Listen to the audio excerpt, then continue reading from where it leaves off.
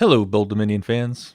So, there's been some news lately, including this bombshell story that a majority of U.S. Supreme Court justices are poised to overturn Roe v. Wade. That would leave it up to the states to decide whether to allow abortions or not. Here in Virginia, we do not yet have any laws about abortion one way or another, but Republicans in the House of Delegates want to change that, which means that continued access to safe and legal abortion hangs in the hands of a few state Senate Democrats who can be rather unpredictable. Here's the thing, we're going to cover that story in our next episode of Bold Dominion. This week is kind of crap timing for us to be on vacation, but it's just the way it is. In the meantime, we're reprising an episode from last year about all the out-of-state trash that gets dumped into Virginia's mega landfills. Thanks for tuning in. This is Bold Dominion, an explainer for state politics in a changing Virginia. I'm Nathan Moore. Well, after our last episode of Bold Dominion, somebody on Reddit said that this show was trash.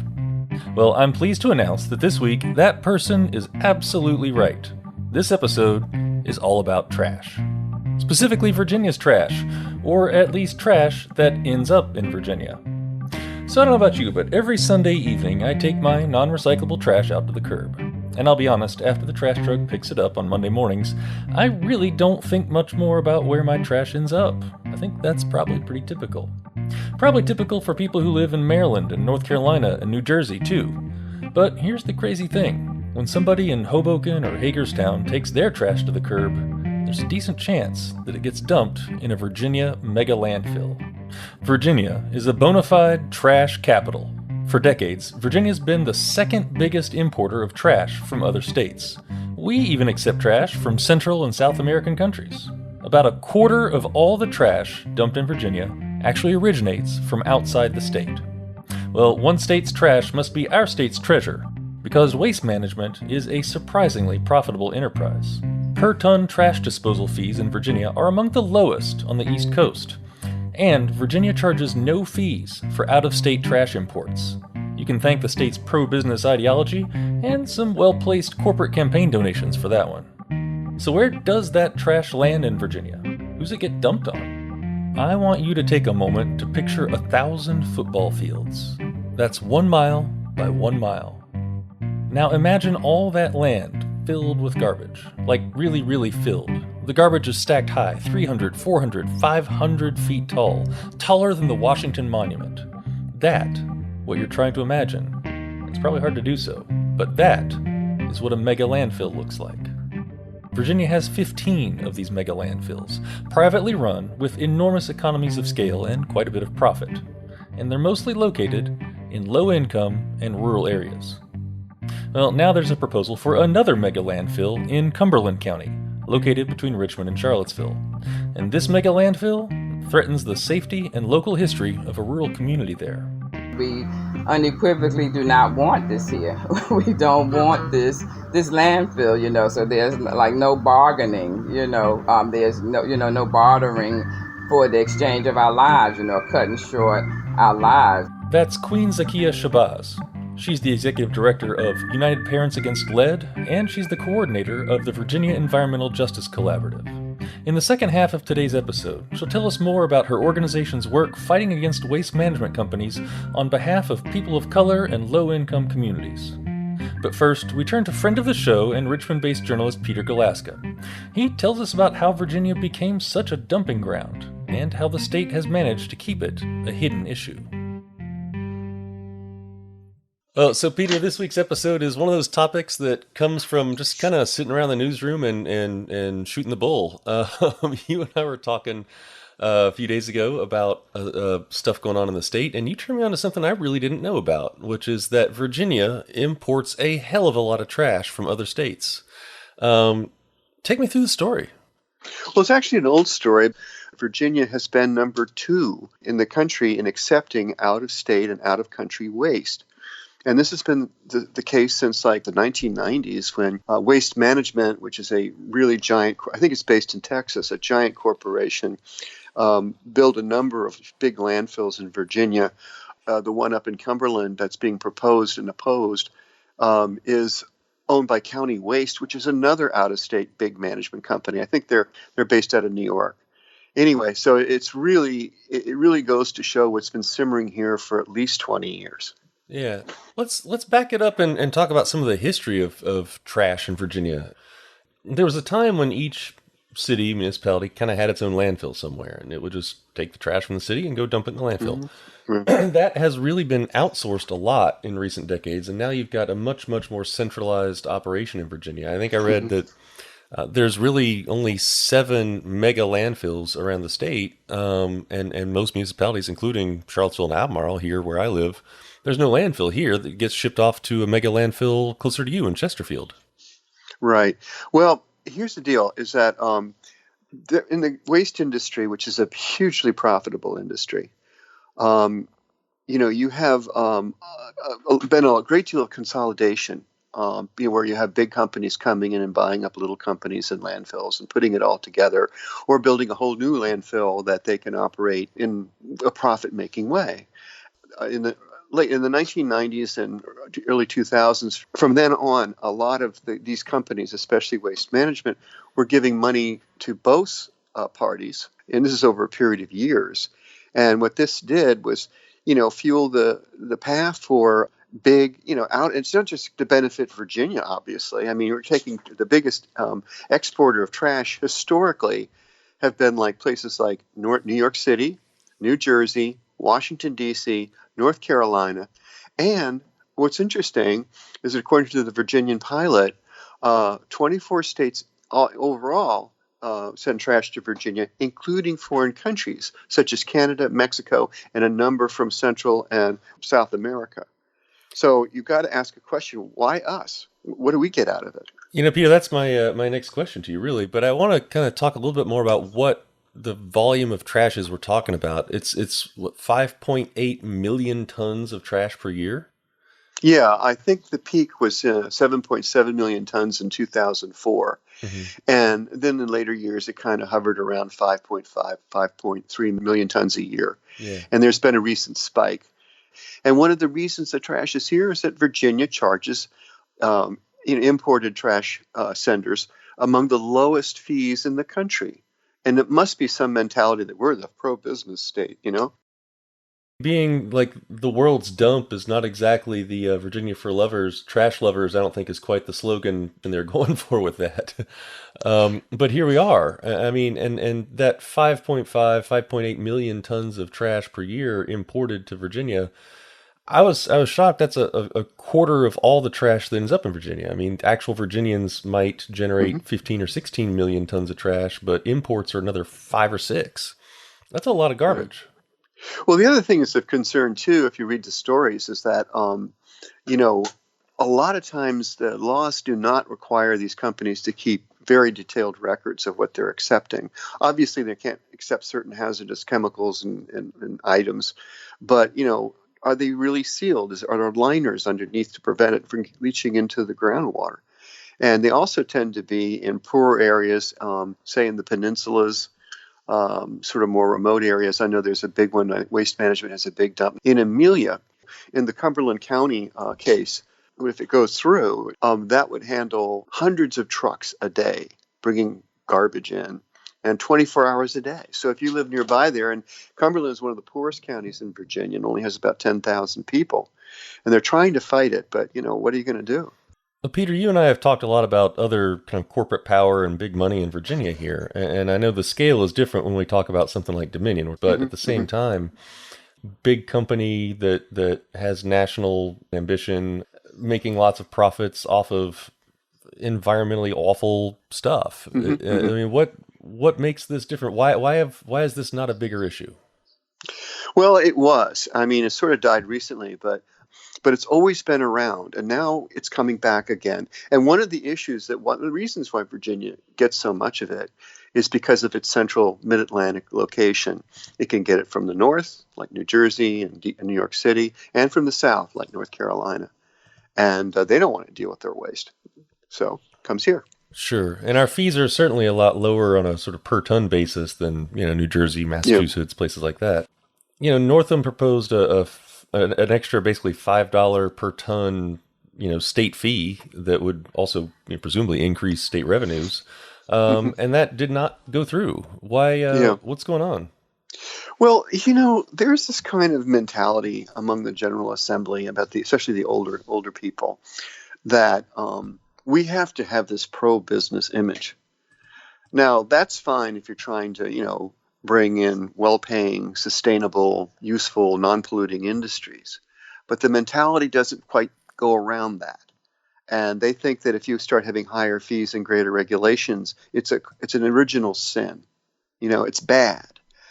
And of course, what you're doing is risking Virginians' health and the environment because of this kind of crazy mentality. This whole waste importing mentality and situation has been around for years, and it's still growing. Peter, I'm noticing an interesting confluence too around kind of how this all got started, and I noticed that Virginia started keeping track of trash imports in 1998. There was some kind of increase in the late 90s, early 2000s. Hmm. Waste Management, the big waste disposal Hmm. company that you and I just talked about, based out of Hmm. Texas, they started donating thousands of dollars to both Republicans and Democrats in Hmm. 1998, and that Hmm. continued into the aughts. Um, what factors might have led to all of a sudden a lot more trash coming into Virginia around the turn of the millennium? I think it's sort of corporate forces and market dynamics are probably responsible for this. What you had were, I remember back in the 1970s and early 1980s, there were two big players generally in the waste business. One was Waste Management, and the other was Browning Ferris. They were really pushing this novel concept of the huge trash company, not your local county landfill. And and then they were really consolidating it. There was a mad buying spree going around where these companies would go and pick up smaller ones, mom and pop operations, or local government run ones that the local governments didn't really want to have to bother with anymore. And these people would come and say, we can do this much more efficiently and safely. And they had a lot of PR about it. And they kind of grew into behemoths. And there was money to be made in running a sort of a highly centralized operation. And you could run several huge landfills more cheaply than a bunch of little scattered ones. And Virginia just bit. I do want to ask about the proposed mega landfill in Cumberland County, but also the other seven that are around the state. I mean, how did the decisions get made about where these go? Well, what happens basically is, of course, the companies come in, start surveying land, and they, write up proposals and send them to, the planning department and the board of supervisors and things like that. And they add some goodies, and there are some kinds of cheap goodies. Let me see where I can find that. I know that in the Cumberland case, Green Ridge has come in and wants to give, I think it's $60,000 to the county. And get this, they want to offer $4,000 for school band uniforms. Well, I'm sure the kids would like that. I mean, it's just like, yeah. I mean, there's a whole bunch of studies out there about the health effects of living near a landfill. So, when we put these in places, somebody's going to suffer for it. Like you said, this was a bigger issue at one point back around 2000, 2004. Politicians from both sides of the aisle, some of them, made noise about this. Have we just sort of gotten to a place where Virginia accepts it, doesn't think it's a big deal anymore? I don't quite understand how this fell off the radar. Well, it can get back on the radar. And here, just take the example, which is just very recently, 2 or 3, 4 years ago, about coal ash. Duke Energy down in North Carolina had a big coal ash retainment. This is the ash from coal that was burned to generate power. And some pipes broke. And so a great deal of coal ash waste went into the Dan River and flowed northward into Virginia near Danville. And that raised a big outcry. And meantime, Dominion was trying to, had a number of coal ash pits, like Bramo Bluffs on the James River and Chesapeake, and one up near on the Potomac. And they just wanted to do the cheapo way of, securing it, because they did want to dispose of it somehow, but they wanted to do it on a cheap way. And somehow the combination of the Dan River mess and people interested, like the Sierra Club and other, even like, kayaking groups. And then this sort of coalition comes together and of sports enthusiasts, environmentalists, people, municipal leaders, politicians, and now they forced Dominion to greatly tighten how they were going to handle the coal ash. So can something like this happen as far as garbage? I don't know. Could be. Problem is, usually something really bad has to happen first, which is really sad. I mean, what comes next with all this trash in Virginia? Well, first off, it's going to be really hard because obviously, as you've noted from the political payments and donations, they're pretty well entrenched. And, it's the same thing as Dominion. I mean, Clean Virginia, a progressive organization, is really trying to identify politicians in Virginia who do not take Dominion's money. And I don't know, there's a number of examples where it's sort of come together. But as I say, this is a hidden issue. And somehow keeping a very low profile really helps these companies make money because they're still pulling in the garbage from Virginia, and a quarter of their total comes from out of state. And that's because other states don't want to deal with it, and Virginia is willing to accept it for very little. So you've got to get rid of that mentality, like we're going to sell ourselves because it's capitalism. And that's great because we're a pro-business state, You want that in some ways, but not in others. And this is obviously one way you don't want that. Peter Galaska is a journalist based in the Richmond area. Stick around. In the second half of today's show, we'll talk with Queen Zakiya Shabazz, the coordinator of the Virginia Environmental Justice Collaborative. You're listening to Bold Dominion, a state politics explainer for Changing Virginia. Visit us online at bolddominion.org. Have a friend who's trying to get into state politics? Well, tell them about this show and then subscribe. Find us online in Apple Podcasts, Spotify, and wherever fine podcasts are served up. Hey, while you're there, go ahead and give us a 5-star review. We like those. Bold Dominion is a member of the Virginia Audio Collective, online at virginiaaudio.org. Check out all the podcasts from the collective, from science to history to music to community affairs. We amplify the voices of people in our community and help them tell stories that matter. You can listen and subscribe at virginiaaudio.org. So earlier in the episode, we talked about Virginia's quiet business in trading trash for cash. But what do these pro-business interests mean for the health and safety of Virginians living near mega landfills?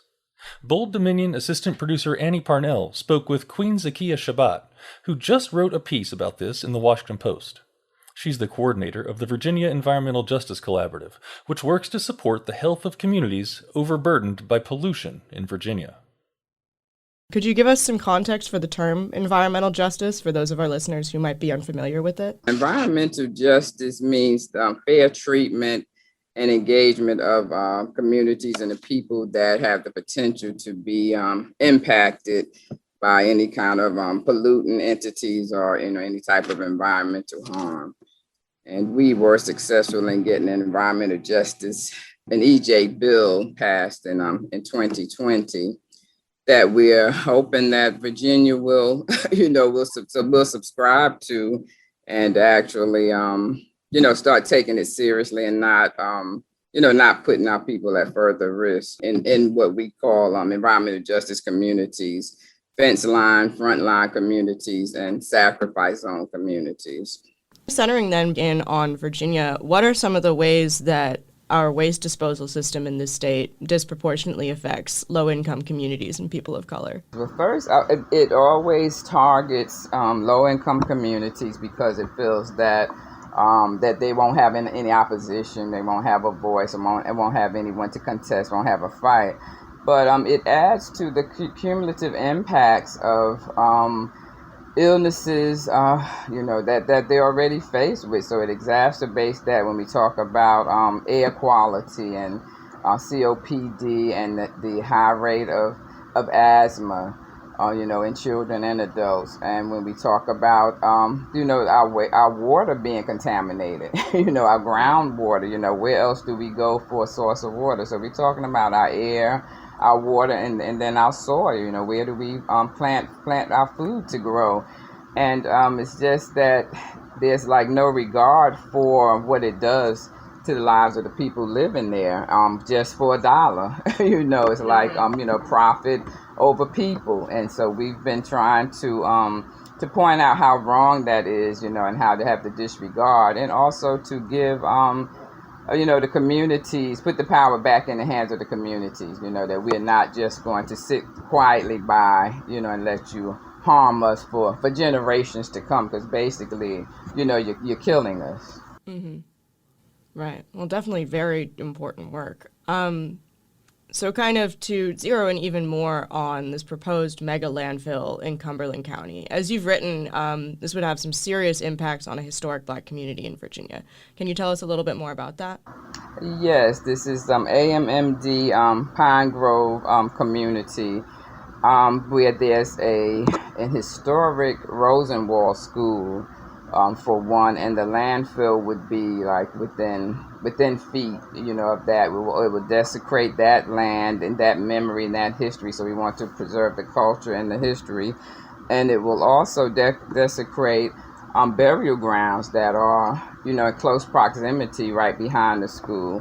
And so traditionally our communities have not been able to say, not in my backyard, so everyone else can say, put it over there, but we have up until this point our voices have not been heard where we can ward off that. So we want to protect the Pine Grove School. There are still several members that attended the school, so that history means something to them, at least if it means nothing to anyone else.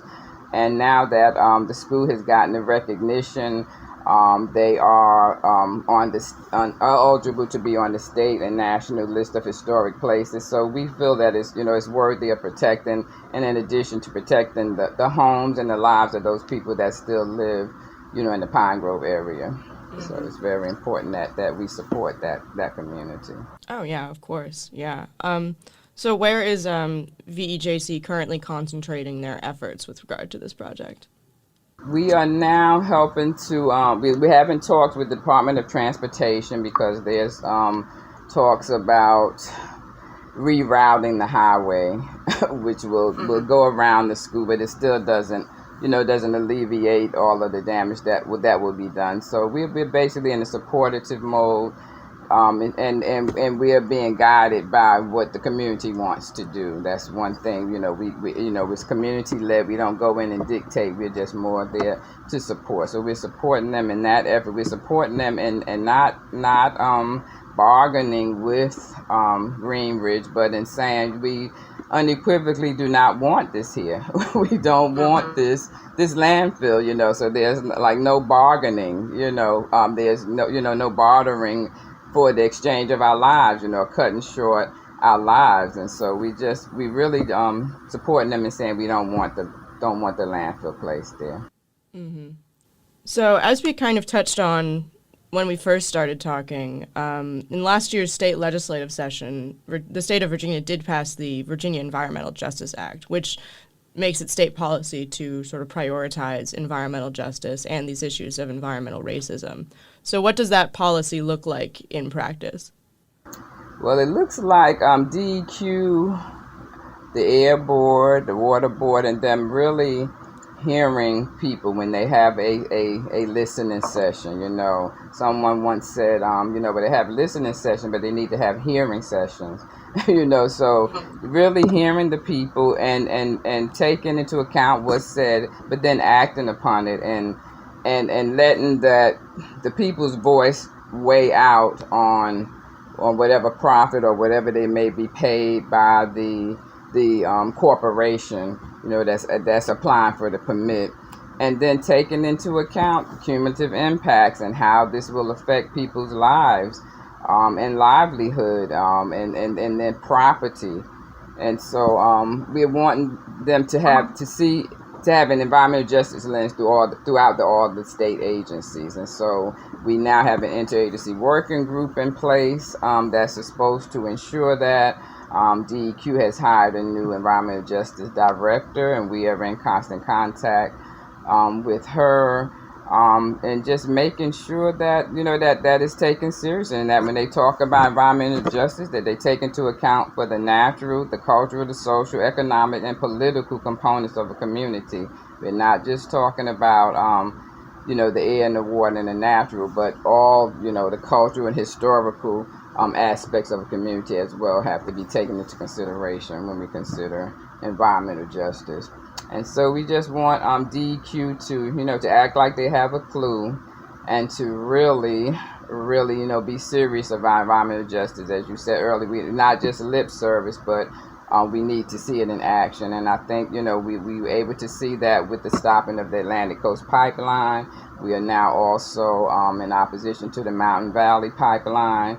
And so just keeping our communities together through strength and unity and standing, as one solid wall, against these polluting entities. I think we'll continue to see some wins, and that's very important.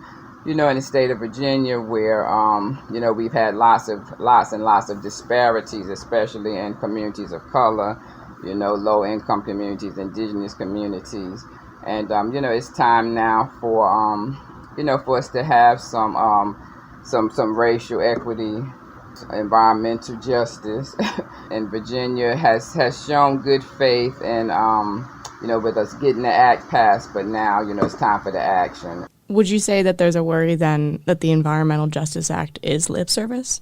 Yeah, for me, I'm always optimistic, but there is always that worry until I actually see it, especially coming off this last session, General Assembly session, when we didn't get any gusto, maybe because of, everything was virtual and dealing with COVID, but many of our environmental justice bills did not get passed. So coming off of the success of getting the EJ Act passed, we expected more, and that just didn't happen. So, we are regrouping. We have an EJ policy team that actually, drafts the policy. And so we're looking for success, as we go into this next session, even with the special session coming up, and asking that environmental justice get the funding that it deserves, so that we can continue to offer support to these communities, but real meaningful support by going into the communities and seeing, what they're dealing with, hearing what they're dealing with. So we've created an environmental justice map, for that purpose. We have the EJ Council that has now started going into those communities. So they actually need to see that, we're dealing with people and not just numbers, not just the statistics, but these are, real lives that are being impacted. And that these people sitting on the boards have the opportunity to make the right decision. The vote is in your hand. Think of it, would you want this in your community? Would you want to be drinking water that's contaminated with lead or any of the other poisons? And that's why we are so, adamant against the landfills, because what's being permitted, who's checking that? There's still a lot of work to be done. Virginia has made a good start, but we want to hold them accountable and make sure that we continue on the path of ensuring that, everyone really has environmental justice. Mm-hmm. So what are some of the priorities leading into the special session that's coming in August? Well, we want to build upon the EJ Act, make sure that the interagency working group are all adopting, environmental justice. We still are, again, having talks with the EJ director to bring her up to speed, because she's coming from Tennessee, to bring her up to speed on the mechanisms of environmental justice in Virginia, and just some of the issues that we've been dealing with over the past years. And again, just standing with those communities, pointing out the communities. We have the Brown Grove community that's dealing with the Wegmans distribution center. So many communities around the state that have similar issues, and just bringing all those together, putting them in front of DEQ, putting them in front of the legislatures, and saying, okay, here is, we have an EJ Act. Let's implement what we have in place. Let's use what we have. We have the EJ Act, and as you've said, the VEJC has been trying to push the state to kind of act on that act. Are there any other further steps that you'd like to see the state take, or similar issues to the mega landfill? I know you mentioned the Wegmans distribution center. Yes, I would like to really see the state, look upon, environmental racism. And consider, reparations, the payment of reparations, since a lot of these communities intentionally were made into EJ communities intentionally, through redlining and all of the other practices, that were, traditional to keep other people oppressed. So I would love to see the state seriously think about some compensation to the harm that's been done, to the damage that's been done, that's caused this great disparity. You hear them talking about COVID-19, but the disparities were already existing, even before the pandemic. There was a whole lot of distance and in the just talk about wealth and generational wealth. So when you talk about environmental racism and how African Americans were systematically shut down and cut off from obtaining the generational wealth, so that's why that gap is there. So I really do seriously think that needs to be addressed. The state should seriously consider in all of these the rescue care and the different funds that they're getting. So put that towards environmental justice and make sure that it gets into the communities and not handled by someone outside the community where it has to trickle down and then the community is left in the same position or worse off. Just even talking about community control funds, just putting the power back into the hands of the community, because we're suffering the disproportionate brunt of the injustices. So why shouldn't we also be able to be funded to remedy the problems? And so I would definitely say we need to be talking about some forms of reparations to people that have lived and died in environmental justice communities. Queen Zakiya Shabbat is the coordinator of the Virginia Environmental Justice Collaborative, a statewide coalition addressing environmental justice concerns. Thanks to her, and also to journalist Peter Galaska for joining us this week. My name's Nathan Moore, and I'm the host of Bold Dominion. Huge thanks, as always, to our producers this week, Annie Parnell and Katherine Hansen, who also edited this week's show. Find us online at bolddominion.org. And don't forget to subscribe, it's just a click away.